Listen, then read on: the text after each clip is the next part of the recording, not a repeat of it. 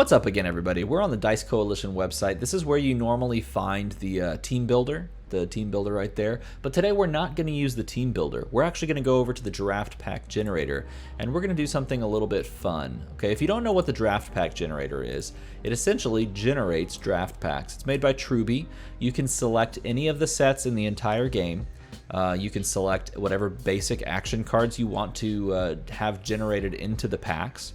You can pick all of these little things if you want 8 packs, or you can just do 1 pack. We'll just do 1 for now. And then you can have other little things that you can do. But then you're just going to hit generate or get packs, and it's going to create a little room for you and your friends to draft in. And it's going to create a pack for you to pick from. Okay, so here's what I did, and I'll preface it a little bit. I picked the WWE set. Oh, you know what? I want to include the Bitter Rivals in the tag team pack. I think that'd be fun. So I'm picking that set because I have actually never done a sealed or a draft variant with that set at all. So I thought it'd be interesting for me. I went over and did the basic action cards from that set as well, and nothing else. And then I'm going to hit get packs. It's going to create me a little thing here, and we're going to play a little game called Pick One, Pack One. Okay, so this is the pack number 1 that you see, and technically in Dice Masters when you draft, you only see 1 pack, unless you're like doing those old school drafts where you got like 2 sets of packs and you cycled them one way and then the other. I actually liked those. But in essence, what we're doing is pick one, pack one. So we're going to look at these cards and we're going to try and figure out what card we would take first. Okay, which one provides us the most options, or we think is the most powerful going forward. So let's go card by card. I don't know if I can click these. I can't click these. Oh man, maybe I do make them big. Hold on, what if I, oh no, it'll change the pack. Okay, so our basic actions are assigned to us. We don't have 3 in this little generator. We only have these 2, so we're gonna have Booker T, which is a great action. And we're gonna have the Kevin Owens show, which means we can go for a smaller guy so that we can scale it up to a bigger guy, or we can just get the bigger guy now and then pick up a smaller guy later. So here are our options. Stone Cold Steve Austin, the Bionic Redneck. This is the one that while it's active, whenever you refill your bag, you may move up to 3 Sidekick dice from your bag to your use before drawing. This is, it's essentially its churn, but it's a 6-drop, and that's not exactly where you want to be in a draft. So this is a negative for me. John Cena, You Can't See Me. When he attacks, you can deal 1 damage to target non-Sidekick superstar die. If that damage KOs the targeted superstar die, this die cannot be blocked this turn. So essentially, this can be unblockable, but it has to KO something that is not a Sidekick, okay, in order to be unblockable. Now, the question is, can you target your own stuff? If so, maybe you take this because you could like get Eddie Guerrero, which has a 1 defense side, or you can maybe later pick up I don't know. I think Shinsuke Nakamura has a 1 defense side. You can pick up something along the way that might trigger off this if your opponent isn't running that themselves. So this is a possibility.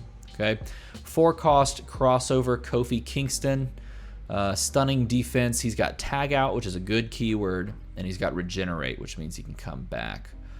So that's something to consider as well. Stone Cold, the other second Stone Cold, I should say. If you, oh wow, this is really hard to see. It's so tiny. Let me look. Oh, if at least 1 Stone Cold Steve Austin superstar die attacked, and it attacks and is not KO'd or is KO'd, I think everything comes back. Isn't that the one that like everything comes back? That's kind of interesting. Okay, that makes a little bit more sense in a draft than the other one does. I mean, ramp and churn are very important in draft, but doing a 6-drop for a ramp and churn, not so much. This one, it provides you some combat trickiness, which is, you know, the formats in like sealed and draft are a lot more about combat tricks than combos so much in the competitive scene or just constructed in general. So that's something to consider, but I would still probably no. 6-drops are hard to come by in general. Then we've got the Intimidate and Call Out Kane. We've got the Attune 6-drop. Whenever any player uses an action die, Undertaker gains +1/+1. That's not bad. He's big. Asuka, a 3-drop. You should always look at low drops. This is probably going to be one of the top considerations. Intimidate, which is really good. When fielded, target opposing sidekick die gets +1 attack, which you don't really care about because you're using Intimidate. That's pretty sweet. This is a, like, it's going to be hard to not pick this one first. Shawn Michaels, Sweet Chin Music. If one Shawn Michaels superstar die is the only superstar die in the field zone, it gets +3/+3. That's almost never going to happen if you're playing higher level, like casual. Higher level casual, that doesn't make any sense. If you're playing higher level sealed or draft formats, good lord, speaking today. If you're playing those formats, you're trying to field sidekicks. This is what I'm trying to get to, okay? You're trying to field sidekicks, so he's almost never going to go off. While Charlotte Flair is active, your sidekicks get +1/+1. That is a great kind of a card in draft. This and this, right now, are like my top two. That's tough. 2-cost tag out, I cheat, Eddie Guerrero. That's a pretty solid little pickup because you get a 2-drop, and that's nice. 6-drop, the Cerebral Assassin. When fielded, name a non-sidekick superstar die, replacing all previous choices. While Triple H is active, your opponent cannot purchase or field that die. That's a pretty good ability, but he's too expensive for a limited format like this. And then finally, you have Shinsuke Nakamura, which is when fielded, you may KO target sidekick, which is not a bad ability. So if it were me, I'm looking at Asuka, I'm looking at Charlotte Flair, I'm looking at Eddie Guerrero, and I'm looking at Shinsuke Nakamura, partially because they're cheap. And cheap things in limited formats are always good. Partially because they have beneficial, easy to trigger abilities. This one literally just has Intimidate. That's a great keyword. And just because it gives something +1 attack doesn't really matter that much. Maybe even allows you to KO her and cycle it again and do more intimidating. Charlotte Flair giving all of your sidekicks +1/+1 is just so incredibly powerful that is one of the better cards, abilities that you can pick up in a draft. A 2-cost and a 2-cost, both are really, really good. This one has a beneficial tag out ability, which you can make use of with a 2-drop a lot more than 3s, 4s, and 5-drops, stuff like that. And then Shinsuke gives you board advantage, right? You put something out, they lose something. It's very similar to Intimidate, except this one actually makes them re-roll it, which is pretty sweet. Now, looking at the breakdown, it's not going to give me a full breakdown because I didn't generate an 8-pack thing. The next thing you would want to do, since I only generated one, these stats don't work.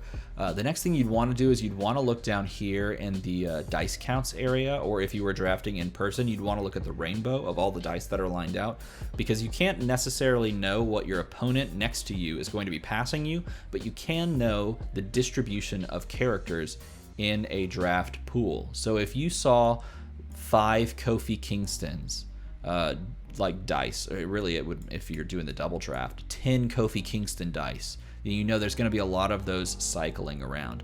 If you only see 1 Asuka, or 2 Asuka dice, I should say, if you're only seeing 2 of those, then you know that the one you're holding is the only one. So you have to decide, am I going to take this card because I know I'm not probably going to see it again, or see another variant of Asuka again, or am I going to take something else because I don't care that much about missing out on Asuka? So my pick here, I'm going with Charlotte Flair, the Queen, allowing you to give a static buff or a persistent buff to the very pieces that everyone starts with, giving you an advantage, like a fundamental advantage. All of your starting pieces have +1/+1 is so incredibly powerful, is very hard to overcome in a limited format, and this is a turn 1 buyable character. So this for me is my number 1, my pack 1, pick 1 of this entire pack out of all of this. Now, what would you take pack 1, pick 1? Don't forget we have Booker T and Kevin Owens show, so maybe you think about taking like John Cena or one of these 6 drops that are floating here, hoping to use the Kevin Owens show. Let me know in a comment below what you would take in this pack. I love the idea of us all sharing insights and getting better at this process while we're cooped up, so that we can come together after we are all released from quarantine and crush each other in drafts. That would be so cool. Drafting is awesome, and I hope you guys are excited for the next upcoming draft set. As always, everybody, thanks for watching.